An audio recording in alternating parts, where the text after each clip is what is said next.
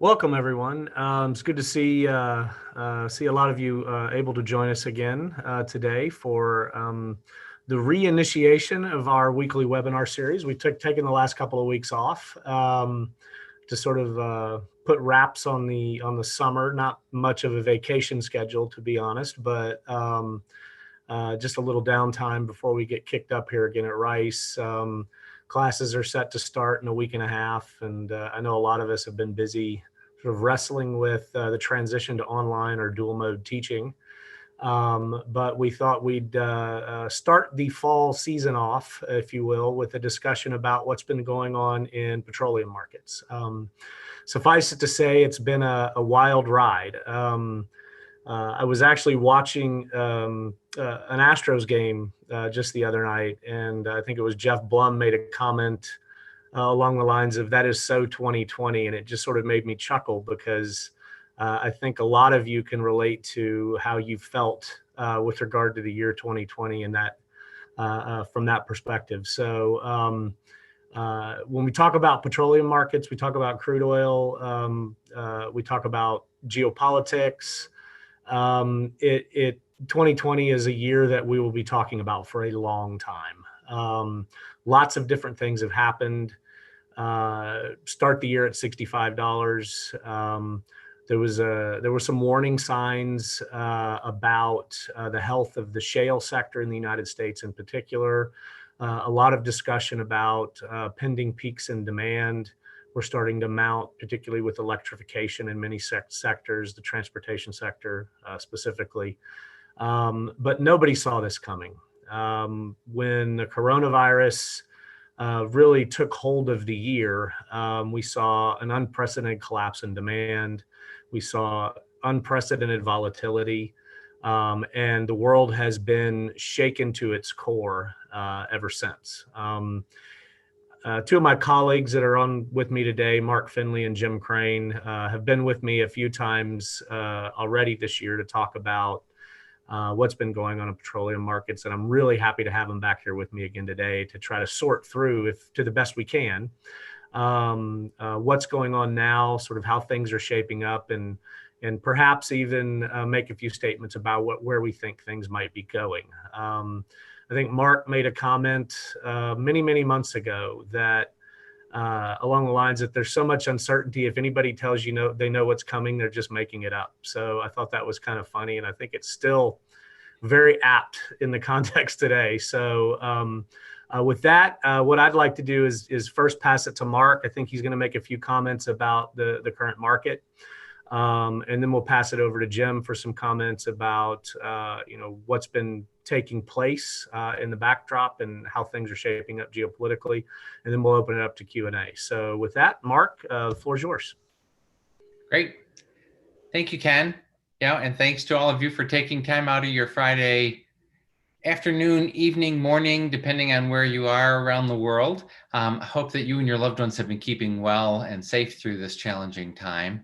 And so as Ken mentioned, I'm going to focus on kind of the short-term oil market dynamics, and then kick it over to Jim for more of the context, both in terms of the compliance and the drivers of OPEC behavior, as well as some longer-term perspectives. And we'll look forward to your comments and questions as well. So what's going on? Well, you all know that oil prices have firmed recently, but I think one thing that we've said pretty consistently, beyond nobody knows and we're all making it up, is that the virus is in the driver's seat. That's what this is all about. This is at its heart a demand shock driven by the global pandemic. So always keep that in the back of your mind, and I'll come back to that point several times. So where are we today? For the oil market, the biggest recent headlines have all been on the supply side. We've seen the biggest coordinated production cuts ever seen from OPEC and a broader group of producers, including Russia. And we've seen exceptional compliance with those cuts. So, for example, in June, the group had more than 100% compliance with the almost 10 million barrels a day of production cuts that had been promised, due in large part to the fact that Saudi Arabia and its allies in the Gulf Cooperation Council were actually producing even less than their quotas by 1 million barrels a day, in fact. The group also agreed to extend those large cuts of almost 10 million barrels a day by an additional month in July. Compliance in July, which is the last full month of data that we have, was close to 100%, even as Saudi Arabia and its GCC allies reversed their additional bonus cuts. Now, today in August, the group has eased its production, allowing another 2 million barrels a day of supply onto the market. This was agreed several months ago, and so this is kind of proceeding with the plan as it had been agreed. But they're actually billing that, don't worry, you won't get an extra 2 million barrels a day of supply, partly because we've got promises from previous cheaters that they're going to compensate by additionally cutting supply. This would include groups like Iraq, Nigeria, Angola, Kazakhstan. But in addition, Saudi Arabia and Russia have both said, well, we're going to increase production, but don't worry, it's not coming to the market. It's going to stay at home. So that's where we are today with the OPEC Plus group. The other big headline on the supply side, of course, as many of you know very well, is the United States. The United States has seen its biggest decline in domestic production ever, with production in May falling by almost 2 million barrels a day to about 10 million barrels a day. May, by the way, is the most recent full month worth of official data that we have. Largely, that big decline was due to existing production being shut in when prices collapsed in April, including a brief, as you know, a brief period when prices actually fell below zero. Most people are estimating that 1.5 to 2 million barrels a day of domestic production, existing production, was closed, when the economics meant that you couldn't cover your operating costs of the well. In addition, we're also seeing decline rates from the installed base of production, which is no longer being offset by new production because we've seen a collapse of investment, drilling, completions. And now what we're seeing is that those decline rates are bigger than new additions to supply. And by the way, the rig count still hasn't bottomed out. The U.S. Oil rig count fell this week, and from the Baker Hughes data set, the national rig count is at an all-time record low level. Now, in recent weeks, even with all of that, domestic production has actually recovered a bit because the recovery in prices that Ken referred to has gotten us back into a zone where producers can cover their operating costs, and so they can bring shut-in production back into operation. The weekly data shows from the Energy Department that total U.S. production has recovered by about 600,000 barrels a day over the past 2 months. And remember, that's the net of bringing in shut-in production back into operations, as well as, on the other hand, the ongoing decline of the base of production. On the demand side, we've seen a significant recovery from the bottoms that we had seen in April and May, but we're still well below pre-crisis levels. China, again, first into the virus and first out, seems to have oil demand more or less back at where it was before, but not growing. Here in the US and in Europe, demand is still significantly below pre-crisis levels, and real-time indicators of air and road travel show that those dimensions of oil demand have stalled in recent weeks, as we've seen a comeback in the virus here in the United States and around the world. Now, netting all of those things out, recovering demand, the sharp supply reductions seem to have rebalanced the market.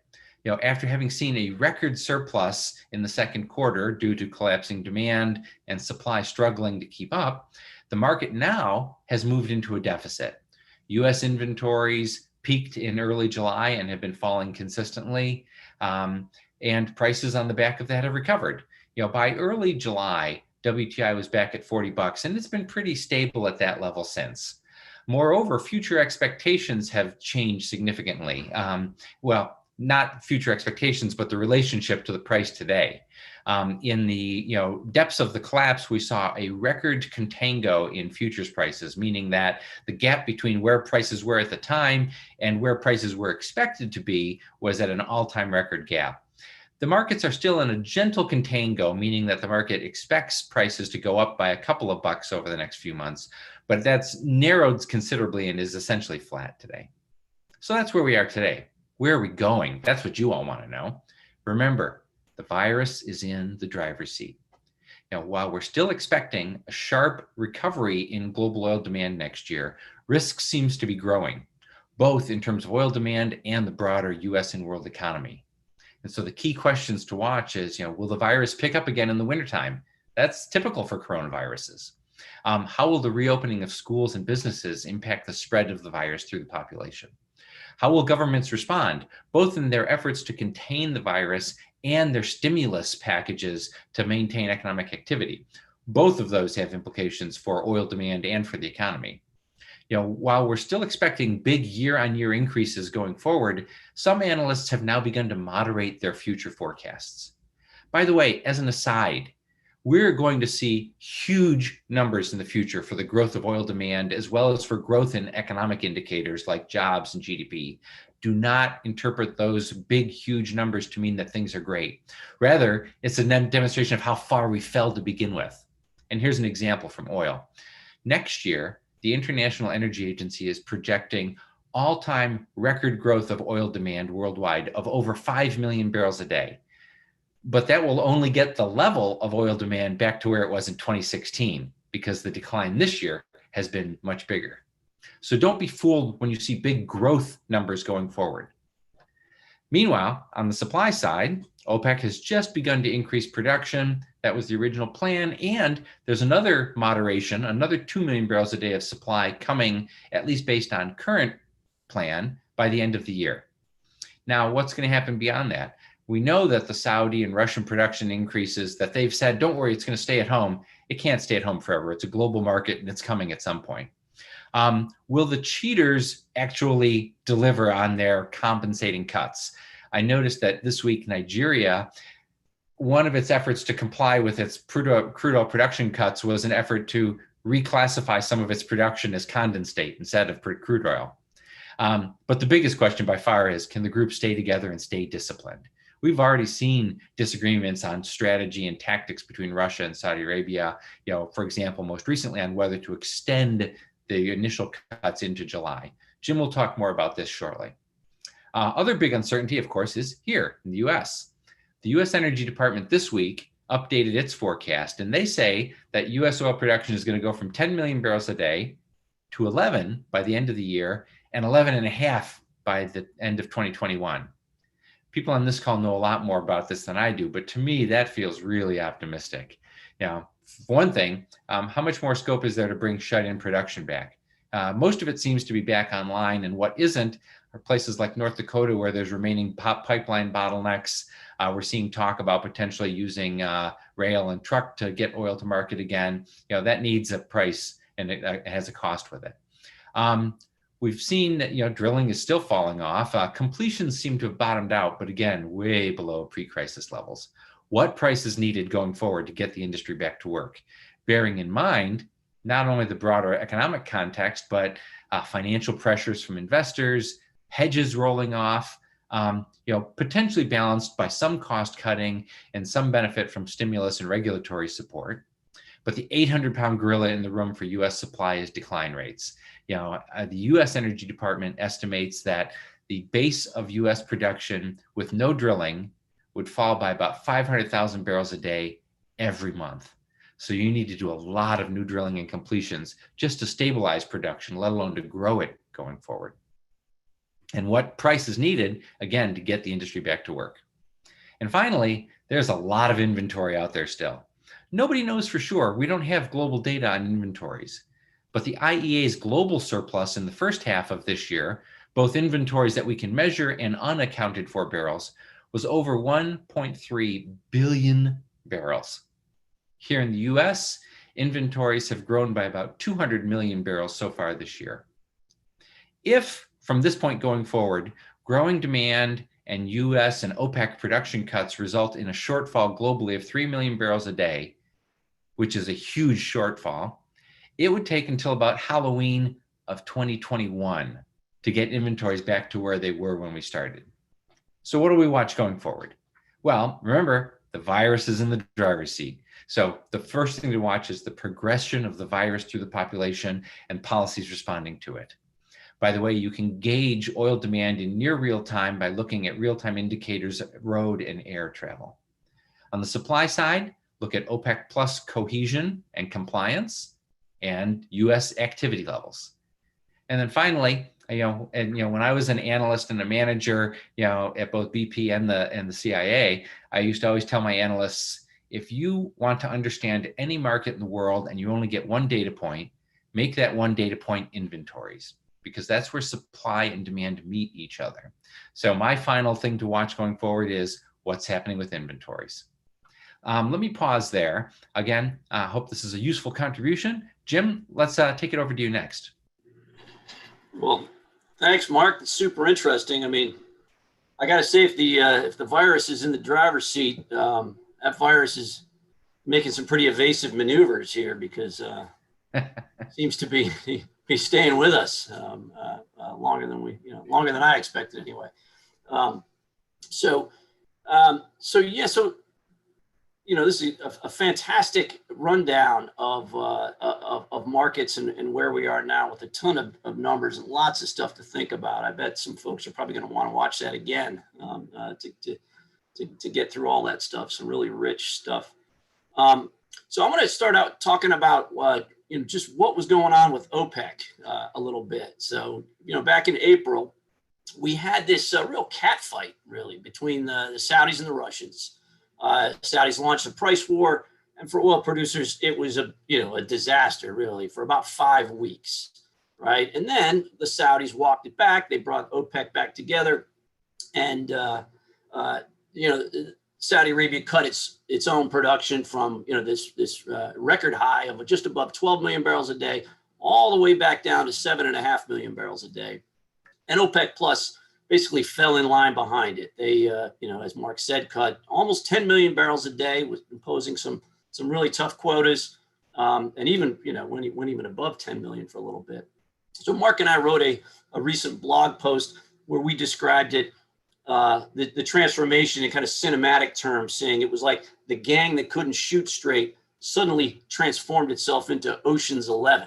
So, Saudi and Russia not only stopped squabbling, but they banded together as an enforcement team. And they didn't just name and shame the quota cheaters as they usually do. This time around, they punished them.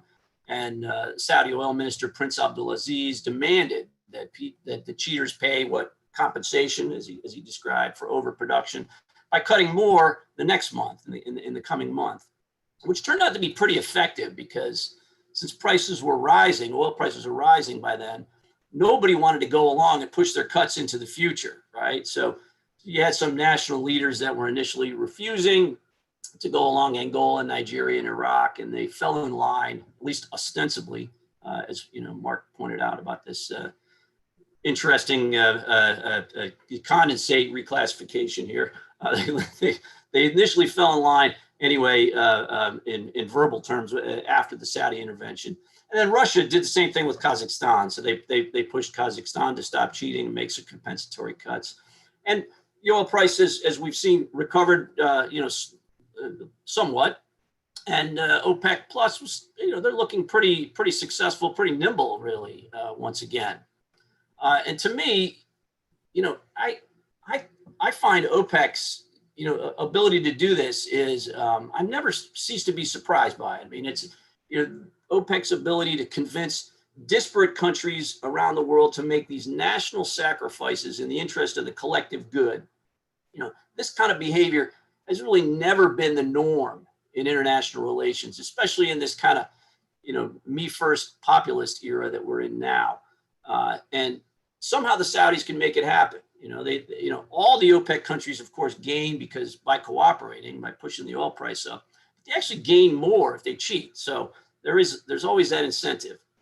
So thanks largely to OPEC, oil prices have climbed back up to roughly, there was a respectable range. Still tough times if you're in the oil business. But what about the OPEC plus countries themselves and their governments and their populations? I think for those countries, a lot of them, it's still pretty bleak, right? These guys need high oil prices, not just to break even, but to fund their social welfare budgets and their government budgets. So many of these countries, especially in the Gulf, in the Persian Gulf, are struggling with some of the world's highest coronavirus infection rates at the same time, right? So if you think about some of the big oil exporters like the UAE, Saudi Arabia is also in this group. Qatar, Kuwait, Oman to some extent. So these countries have really big immigrant populations, right? So the United Arab Emirates, only 15% of the population is citizens, right? So huge immigrant populations. A lot of them are living in these labor camps and tight quarters. Sometimes, I've visited some of these camps. You've got sometimes 12 or more people, men, sleeping in the same bedroom, right? So, and so the coronavirus is just really just attacked these places, and they've had really high rates. I think Qatar was the highest in the world for a while. So they're trying to roll out stimulus for their to revive their economies. They're trying to roll out public health, and they're trying to do all this while their income is tanked, right? So the IMF has put this kind of triple whammy into perspective. So oil revenues for Middle Eastern producers this year are supposed to drop, according to IMF estimates, by a whopping $270 billion, right? So to put that into perspective, that is more than Saudi Aramco's total earnings for the entire year of 2018, when oil prices were averaging just over 70. So a lot of pain is going to be spread around the region. And of course, not just the oil producing countries, but the labor sending countries that don't produce oil aren't going to be getting their remittances. So a lot of pain out there.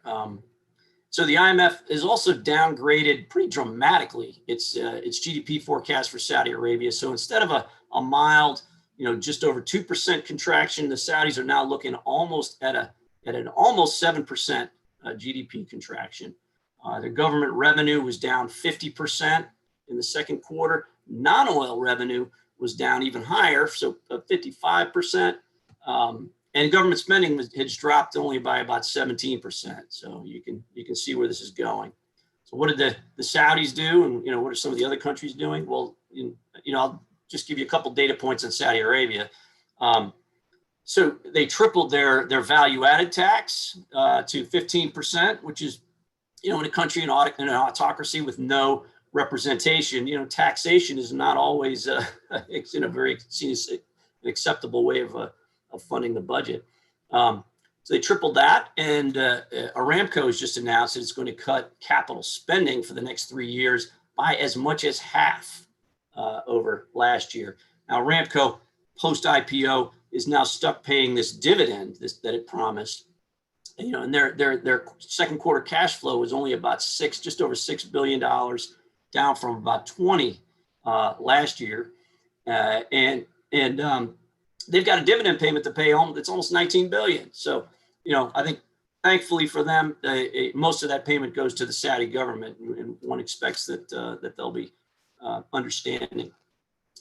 Okay, so a little further out, I think there's a threat of, maybe an opportunity, of additional oil coming on stream before demand recovers. It could push prices down. So, Mark's spoken a bit about some of this, especially in terms of U.S. shale.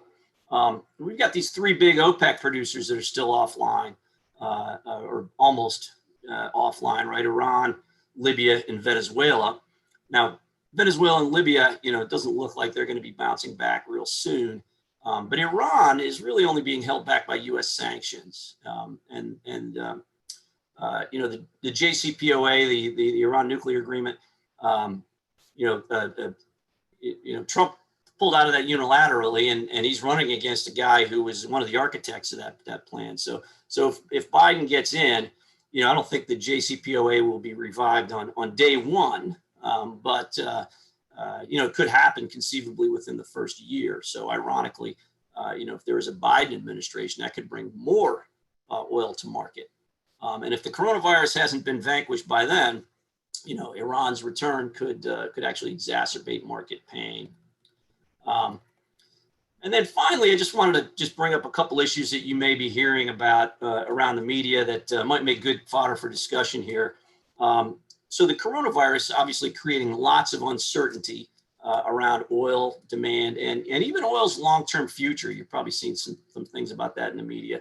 There's some folks out there that have suggested that actually we may be seeing the peak in oil demand or a plateau in global oil demand.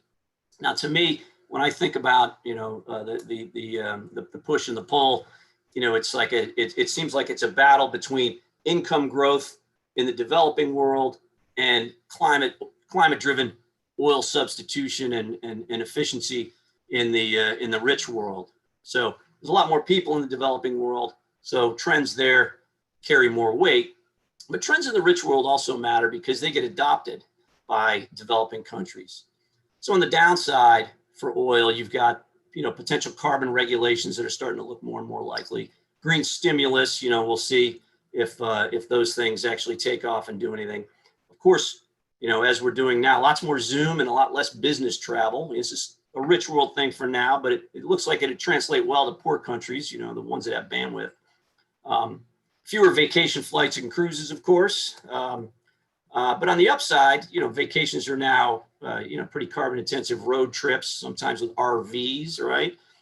Public transport is still operating, but folks are driving their own vehicles even more. And you still, the big one, I think, is no viable substitute for oil in transportation across the entire transportation sector, just a few little marginal substitutes only in personal vehicles, right? So to me, it says a near-term plateau is probably unlikely, but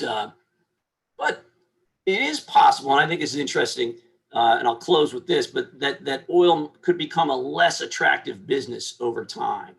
So if we see a combination of slowing demand, lower prices, perhaps carbon taxes, could reduce the big rates of return that really set oil apart from other parts of the energy sector. So this so-called scarcity premium that OPEC enforces. And if we see that happening, we might see more oil companies being willing to move into other aspects of the energy business. So especially capital intensive parts of the energy business. So, offshore wind, the midstream, carbon capture and storage, or even hydrogen, right? So I think, the oil business has always been uncertain. Now it's even more so, and things like government policy that are so difficult to predict, really make it just exacerbate that uncertainty. So I'll hand it back to Ken and look forward to your questions. Great, thanks, Jim. Thanks, Mark. Lots of great fodder there. I'm going to sort of kick it off with a few questions I have just to kind of stoke some conversation. We've got a few that I want to circle back to, actually multiple questions regarding the recent agreement or peace between Israel and the UAE. So we'll come back to that one in a few minutes.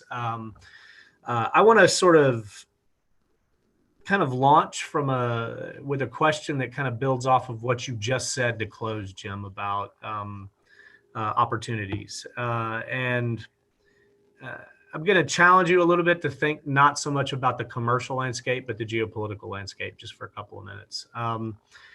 We've heard a lot of discussions about, COVID basically being an inflection point for energy in general, especially in oil. But one of the things that sort of strikes me that I don't think gets enough attention, although some people are addressing it, but not enough, I don't think, is what this could mean for international relations in the energy space. In particular, as the EU sort of takes very aggressive steps through green stimulus and grand plans to address climate, to move away from fossil fuels, is it effectively removing itself from the discussion about international oil geopolitics? And if so, what are the repercussions of that for the positions of the US, China, India, in the Middle East, and Latin America, and other places around the world? I wonder if you could each sort of pontificate on that point for a few minutes. Mark? It's since the pandemic broke, there've been a lot of questions around the future of the IOC business model, the international oil companies, the big majors, the Exxons and Shells and BPs of the world and Chevrons. And all of the context is around the future of the oil.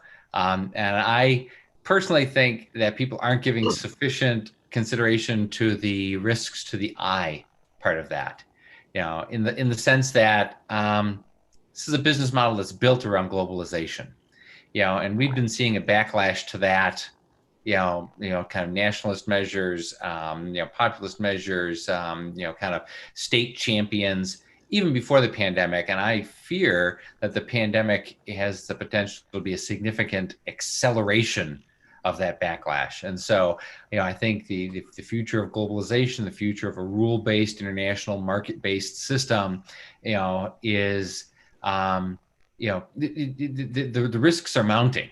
And that has profound implications for the business models of the kind of companies that we're talking about here, as well as the countries that host them. Yeah, I mean, so some of the things in the EU in particular, they're talking about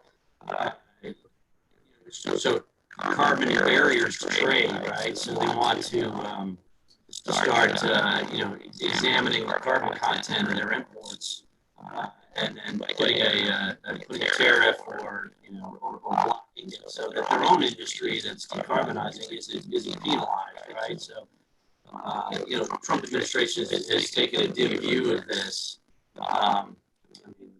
It's a necessary thing to do, right? I mean, if they are really going to decarbonize their economy, they're going to have to band together with like-minded economies. This is something that Yale economist Bill Morehouse, the Nobel Peace Prize, actually writing about, right? So creating carbon clubs, which are free trade blocks that establish a minimum baseline carbon price, and they trade freely among themselves, and they put tariffs on imports from outside that block, and encourages, creates sort of a positive encouragement for other countries to create to set their own carbon taxation. So I think that could be where this is going. But as you see barriers to trade popping up, and if you don't, that trade block doesn't apply now, you've got more of this parochialism and less globalization, like you're talking about. Like it could be something that doesn't catch on. It could really put in some further barriers to trade. Hey Jim, I'm gonna jump in real quick. It sounds like your mic is really garbled. I'm not sure if something happened on your end, but you might just mute it and unmute it real quick and see if that helps. But about that, no, still an issue. So it's life in the time of Corona, I guess, right? So another symptom, but hopefully it'll correct. A lot of the viewers actually commented on it as well. I wasn't sure if it was just me, but hopefully it'll correct and we'll be able to get you back into the conversation. But okay, I'll just take a quick look at it. All right, thanks. Real quick, I'll shift to something, Mark, that you commented on, and we actually did get a couple of questions along these lines as well. You mentioned that Corona is the virus is in the driver's seat, particularly when we think about demand. And I think Jim in his comments made he made reference to road trips, right, in terms of vacations. And I know just in the news here in Houston, there's been discussion about RV sales and rentals skyrocketing at the current moment. So I wonder if you could maybe leverage that to make a few comments about where you think the transportation sector might be going, because there's a lot of stuff that's been written and commented on regarding private versus public transport. Increasingly, you're seeing things even in the academic literature with MBER working papers and whatnot being published talking about this. And it certainly has implications for the future of transportation in general, how we move around. But I think it definitely has implications for the future of oil demand. So I wonder if you could talk about that just for a few minutes. Absolutely, it has implications for oil demand, but this falls into one of those categories that you mentioned at the outset. Was anybody who says they know where this is going is making it up. So I'd offer a few observations. One is people have memories. After 9/11, it took years for air travel to get back to pre 9/11 levels. And this is, way beyond that in terms of its implications for, at its peak, I think air travel globally was down 80%. Now it's only down 50%. What is it going to take for people to get back on airplanes? And that's a combination of, business travel being shut down, tourist travel being shut down, but also, the broader collapse of economic activity. So you kind of can break those down into various pieces to think about, well, what does it take to get the economy back? What does it take to get business travel back? What does it take? Or what are the factors that get into that? What factors go into personal travel?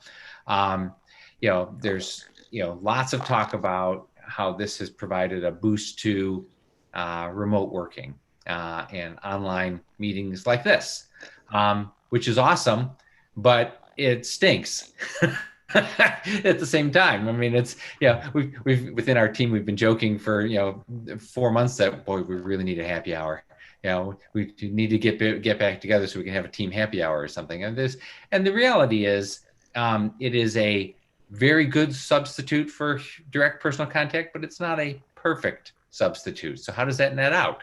How much of this can be moved durably online, and how much will people still feel like they need to get that personal contact again? So I think that's one part of this. Another is, the policy response. So, I mean, people have memories and institutions and companies, but also, there's a policy dimension to this. There's been a lot of focus on green stimulus. Last time I looked at the data sets, however, outside of Europe, there's not a lot of actual dollars being spent. And even in Europe, a lot of it is promises to spend or agreements to spend down the road. And so how aggressively will policymakers around the world use the stimulus measures and the virus containment measures to achieve broader policy objectives, whether they're energy security, climate considerations, et cetera. So, I mean, to me, those are a couple of the factors that I'm going to be watching going forward as I think about what this means for, oil demand in the transport sector. Great. Jim, you want to give me a mic check real quick before we keep going? Is it any better? I can No, restarting. It's not. You probably ought to try restarting. Yeah. So we'll just keep moving forward, but no problem.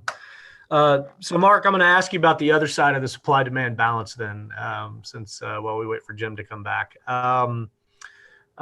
In particular, and we heard actually even in some of Jim's comments, and you referenced them, a lot of concern about the future of production, not just in the U.S., but also abroad. There's been obviously a new set of uncertainties layered into the offshore in Guyana, in particular, with the election results that occurred there, and the stress around those.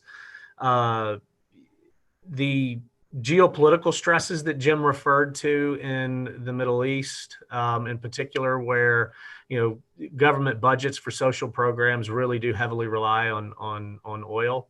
I just sort of wonder, when you start piling all these things on top of each other, if it doesn't set the stage for some sort of disruption that might ultimately lend itself to a spike in prices down the road because of it might upset investment flows. It might inject new uncertainties on the supply side of the equation, et cetera. So I wonder if you could maybe talk about that for a minute. Sure. Well, and when I'm done, I'm going to turn around and ask you the same, Ken, because you know at least as much about this as anybody else on the call. It goes back to the questions around the globalization backlash on some level. I mean, we've seen a collapse of investment not just in the United States but around the world. Jim mentioned that even in Aramco cut a lot of sharp cutbacks in spending, borrowing. We've seen large shut-ins of production in Canada, with the oil sands being bottled up. You mentioned risks to supply and, with the turmoil in Guyana, et cetera.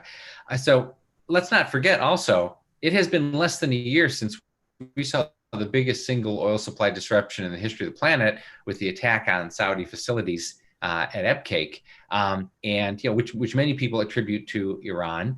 With the geopolitics in the region be as unsettled as they are, many people have noted there's been a spate of kind of mysterious small level explosions and accidents at facilities across Iran. Recently, you've seen the recent Iran or UAE Israel peace deal. How might the opponents of that react? So I think that there's lots of uncertainties. There's both geopolitical uncertainties, there are investment related uncertainties, and I think there's also the climate uncertainties. I mean, growing push in many parts of the world to accelerate the transition to a low carbon energy future. And the challenge is, how do you thread the needle on getting the right amount of investment to make sure that there's enough oil and gas, as the two dominant fuels in the world today, to keep the world's economy going as you pursue a transition to lower carbon sources of energy. And so there's a risk that you transition too slowly, or that you invest in anticipation of the transition too slowly, and that sets up a potential for supply shortages and price spikes, which is still a significant macroeconomic driver around the world. So I think that there's lots of different dimensions of risks for us to be thinking about on the supply side of this equation. Your turn. I will welcome back, Jim. You want to do a mic check again real quick, or? Yeah, thanks. I'm sorry this is such a hassle. Much better. Working? Much better. Yeah. Yeah, absolutely. I don't know if you heard much of the question that I asked Mark, but I'll put it to you as well, because I think you referenced some of these things in your comments with regard to potential stressors in the Middle East, domestic spending being challenged in a low oil price environment, whether or not that could potentially, stimulate some unrest, maybe cause a shift in domestic policy intent or direction in certain countries, and what that might mean for the future of oil production and ultimately where prices might potentially go. And you sort of layer that on top of the uncertainties in the U.S. shale space and some of the new frontier regions like Guyana, Brazil. There's a lot of things to scratch your head about and think about whether or not there will be sufficient investment, as you heard Mark just mention, in the wake of a lot of these pushes to be greener by a lot of the major IOCs in particular. So I don't know if you have any thoughts on that. Well, yeah, you got these green pushes at the same time as you got such huge cuts in capital spending, right? So, I mean, so it really matters if demand bounces back or if it doesn't, for oil, right? So the unrest part of it, I've been looking at the Middle East for so long and seen boom and bust in that region for so long. When you have unrest in the Middle East, which, is unfortunately tends to happen every once in a while, it often has a kind of a self-healing property because, in normal times, especially when markets are tight, it kicks up the oil price quite a bit. And then that both gives the country that's suffering the unrest a boost of capital to spend it to buy back the allegiance of the public, or spend it in some way to calm it. But it also brings on gives companies incentives elsewhere around the world to get into new oil production and invest. So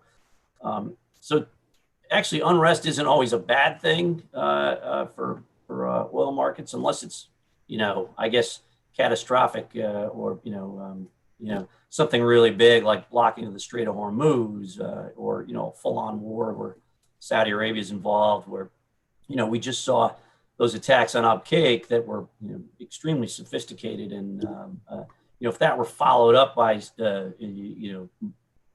more attacks like that, then you might see something kick off. But again, that part of the world is it's kind of a paradox because there's a lot of unrest in it, and there's a lot of political stability. There's a lot of political longevity in the governments. I mean, I wrote a book about Dubai a decade ago, where I argued that the political stability in terms of the governance of Dubai is actually more stable than it is in the United States, right? So in Dubai, you've had the same family running the country, running the emirate since 1833, with 11 different leaders, all of whom died in their beds.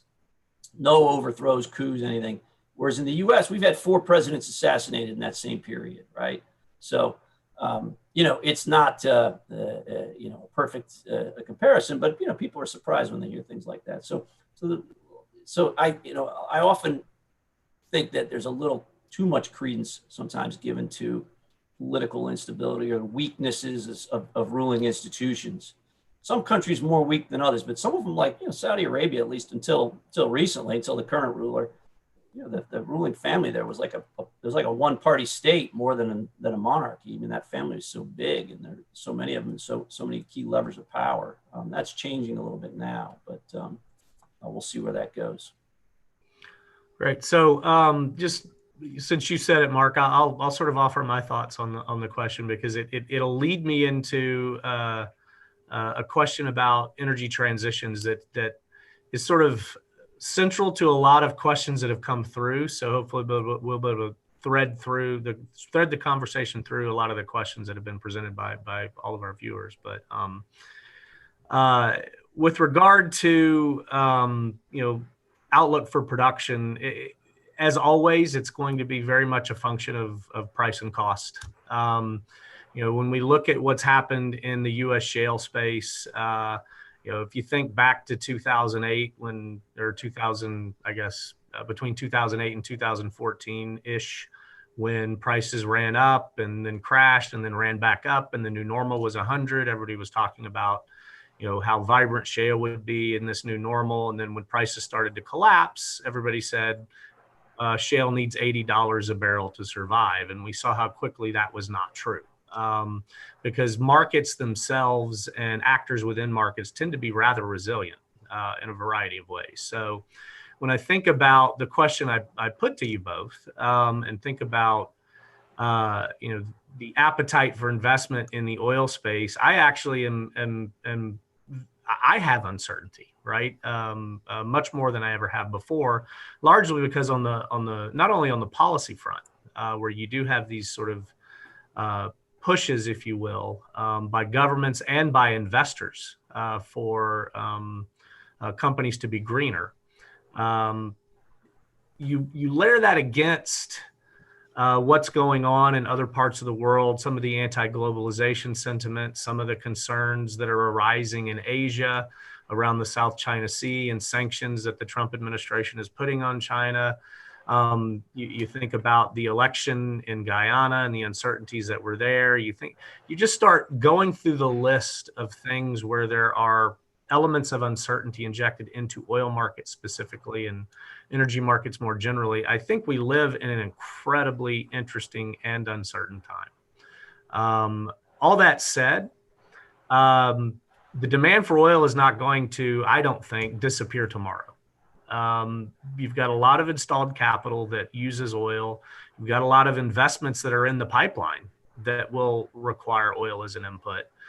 Yes, there's growth at the margin in electric vehicles and electrification of transportation, and movement in electric power systems to increasingly use more wind and solar and batteries, with announcement after announcement and after announcement about things that are occurring in that space, either as a result of green stimulus or just as a result of commercial activity. All that's happening, but we can't forget the scale of the global energy system. And it's a scale that took literally hundreds of years to develop. I mean, just over the last century alone, we saw a massive increase in scale with regard to energy delivery capability, energy infrastructure, et cetera. And all this infrastructure is long-lived, right? So it doesn't come online and then disappear 2 years from now, like the phones you all have in your pockets. You're talking about things that have 20 to 50 year lifetimes. So we have to keep that in mind, I think, when we ask ourselves these questions about how rapidly will transitions occur. And then you also have to recognize that the scale is becoming even more pressing, the scale issues in particular, because I think Jim mentioned in his remarks, he made a comment about the developing world versus the developed world. So the rich versus the developing world, I think is how you put it. And there are a lot more people in the developing world. And that really has been the driver of growth for oil, for gas, for coal, pretty much everything except for renewables globally has really been driven by demand growth in the developing world over the last 20 years. So to imagine that just ceasing and turning around, I think is it's hard for me to get my hands around. And so all that said, given that I think there still is propensity for demand to recover and even grow some going forward, given the backdrop of uncertainty on the supply side, because of where a lot of the companies that have historically supplied those energy resources exist, I think we're setting the stage for potentially a period of extreme volatility in energy more in general, not just oil, but in general. And Always been a cyclical industry. Yeah, exactly. And when you think about that, right, it means, it does open the door for, it goes back to a question I asked you, Mark, Jim, I think you were offline at that point, but it does open the door for, or maybe your responses were a little garbled, but it does open the door for contemplating the future of geopolitical relationships and international relations. And I think people who do this kind of stuff we do are going to be really busy for the foreseeable future, sort of thinking about how all these things play out. So I'll stop there, because what I want to do now is ask the question about energy transitions, right? Because certainly companies are picking up the mantle and running with this. We saw, interestingly, the rollback of methane regulations by the EPA. Personally, I don't know that it's going to make a huge difference in terms of what's happening, because companies were already taking steps to address methane on their own right. At the margin, it might matter, right? So that's one area I'd like to get your thoughts on, and what that means for the U.S. upstream in particular. But more generally, when we think about energy transitions, what do you think will happen if we do see an increase in oil and gas prices? Do you think that companies will hold serve with regard to what they've been announcing recently? Will they get more aggressive, less aggressive? Will investor sentiment and demand by shareholders dictate different pathways? I think these are, to me, they're massive uncertainties, but I think they're worth contemplating. So, Mark, I'll start with you, and then come back to you, Jim. Oof. Well, that's kind of a broad one there, Ken. I guess let me start with the methane flaring. I mean, the data shows that flaring is down dramatically this year because production is down. And so, to the extent that flaring is a result of a lack of infrastructure to process and offtake that gas, that's less of a constraint, when production has fallen by almost 3 million barrels a day, and natural gas in production has been impacted as well, of course.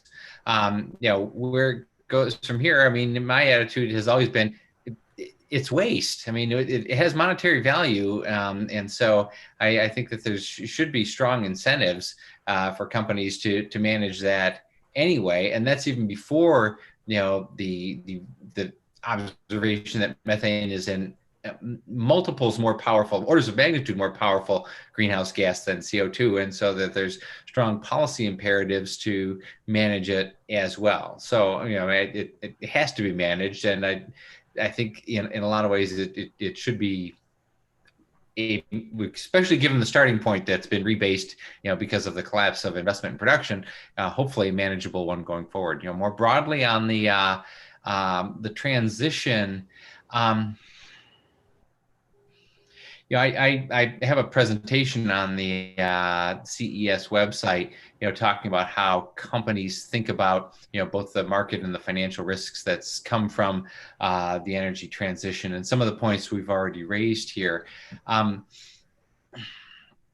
mean, I guess, what I'd say is we have to do it. If you accept, the science of climate, which I do, it has to be addressed. And the question is just what's the cost-effective way of doing that, and how quickly can you turn that over, recognizing that society has multiple objectives, one of which is living in a sustainable environment, but one of which is quality of life for people, and so you have to juggle multiple policy prerogatives at the same time to find a way forward on this. And And so, how will that be answered? Nobody knows. It'll differ everywhere depending on the resource endowment of the locality and the form of government and the choices that people in those localities make and the governments that represent them. Stop there in the interest of time. I'm glad to hear you mention that at the very tail end, Martin, because I actually just, as you know, I just published a piece in the Oxford Energy Forum that makes that very specific argument. So, Jim, over to you. And by the way, you want to mention the work that you're doing with Houston in that regard too. I will definitely come back to that. Absolutely. All right. Jim. Right. Well, real quick, I mean, methane is responsible for as much as, I've seen estimates of as a quarter of warming is down to methane, because it's such a powerful heat trapping gas. Fortunately, it doesn't last as long. It doesn't persist in the atmosphere as long as CO2 does. But and that it got a big boost during the shale revolution here in the U.S. So I mean, this isn't a problem that's just happening in oil producing areas. This is a problem for everybody in the planet. So I think we should be taking it extremely seriously. I think rolling back those regulations is folly. I mean, this is the height of irresponsibility and hubris. So I think it's just a dumb idea, full stop. As far as, high oil prices in the energy transition or even volatile oil prices in the energy transition, it's a tough one, really, because, when I think, until you have a high consumer price and a low producer price that takes away, there's really attractive rates of return for the oil business. Every time there's a high oil price, you're going to attract all kinds of capital into it, and when the oil price drops, you're going to oil's going to outcompete any alternatives that are around. So I think you need to have some kind of policy in there that separates what the consumer pays from what the producer gets. And I haven't seen one of those yet. So yeah, you're sort of getting at, in terms of sustaining company motivation to move away from oil, you're sort of getting at the idea that's embedded in a carbon tax, right? So right. This would effectively raise, it would basically displace rents towards the government, which the government could then use as it sees fit. But it does raise the price that consumers pay relative to the price that producers receive, and so you get that wedge, right? And to me, I would rather tax something like carbon than, for example, taxing housing, like we do here in Texas. I mean, people need housing. We don't want to discourage housing. So if you're, I like this idea of a Pigovian tax on carbon, which is something we're trying to abate rather than, Well, there is certainly a lot of discussion about carbon pricing in general. Some people like to use carbon fees or carbon dividends or carbon taxes, and that's fine. I think as we go forward, you're going to see more and more interest in getting policies like that pushed through. And I think, interestingly, the COVID crisis has created a bit of a problem with government budgets. And there's going to be a need for new tax revenues. And this might present itself as one that would be readily available and supported broadly, not universally, but broadly, enough to get passed. So I think regardless of who wins the upcoming election in the U.S., this is going to be something that's on the table for discussion. Now, Mark just mentioned I should comment on what we're doing in the state of Texas. So I'll use that. I'll use the last couple of minutes to sort of comment on this. We have been leading a couple of different working groups looking at carbon solutions in the state of Texas. One is focused specifically on industrial carbon capture. Another is focused on nature-based solutions and soil carbon storage options. Texas has a tremendous comparative advantage in both spaces. Lots of land, lots of appetite for soil carbon storage property rights that could be monetized by landowners as a result of that, and lots of opportunity. By the same token, we also have a lot of industrial emissions, and we have a lot of subsurface expertise. We have a lot of really good geologic endowment to think about sequestering and storing CO2 long term. So there's a lot of things that sort of line up nicely for the state of Texas to lead in both of these spaces. As with anything, and this is where I think a lot of people ought to really think when we get off this call and you're sort of thinking about what the options for energy transitions and policy solutions might be, you ought to really think about this. A lot of these things ultimately boil down to local policy. They're not necessarily things that are done at the federal or national level. And that's particularly true in the United States, where states have a tremendous amount, and even municipalities have a tremendous amount of oversight capability when it comes to how various infrastructures are sited and regulated. So ultimately, solutions will involve a local policy element. And I think that's a really important point for people to internalize when they start thinking about what will and won't work in different places around the world, not just in the United States, but around the world, because everywhere's different. And some things will work in some places and some things just won't. So as we go forward, ultimately, what I think that's going to mean is there's a future for oil, there's a future for gas, there's a future for coal under the right circumstances, but there's certainly a very bright future for all of the new renewable technologies and new innovations that are occurring on the energy efficiency front. And given the scale of delivering energy needs to an expanding population and quite frankly, population globally over the next 30 years that's going to become wealthier, the scale of of what's needed, we're going to need everything. We're just going to have to try to figure out how to do it very responsibly, in many respects, more responsibly than we have in the past. So what that should do, hopefully, is stimulate you all to think about how you can be entrepreneurs in this space, because I think there's a lot of opportunity across the board. And I tell my students this a lot, so you can probably tell that I'm thinking right now about students coming back to class here at Rice. But definitely like to stimulate people to figure out ways to solve the world's interesting problems in energy. And energy is certainly a space where we have lots of interesting problems to solve. So I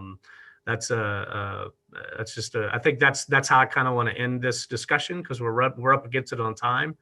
I want to thank everybody for joining us again. There were a lot of questions that came through. I'm sorry I couldn't get to them all. I tried to weave through a few of them. Some of you actually did raise some interesting things that if you want to follow up, we're around, happy to field questions over email if desired. And I know that Elsie, one of our research managers, has been posting links to various things that we've referenced in this conversation. So with that, I think we're going to go ahead and close. Everybody stay safe, stay healthy, stay sane, and we'll see you next time. All right. Good to see y'all. Thanks for coming. Have a great weekend. Yep. Thanks. Bye-bye.